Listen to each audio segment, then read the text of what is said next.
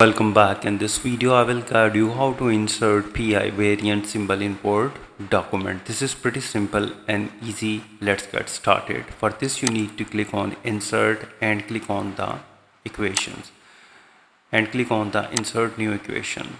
An equation editor box will be open up. In the symbol groups you need to click on this arrow and click on this arrow to change it to Greek letters. And now here you find it.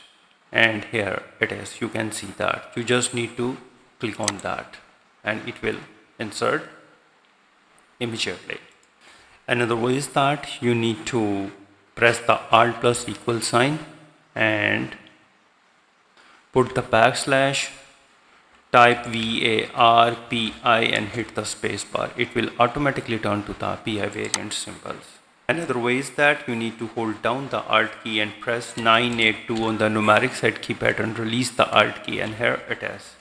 Another way is that you need to type 03D6 and press Alt+X all together. It will automatically turn to PI variant symbol. So these way you can easily insert PI variant symbol in Word document. If you think this video is helpful, please support my channel. Thanks for watching.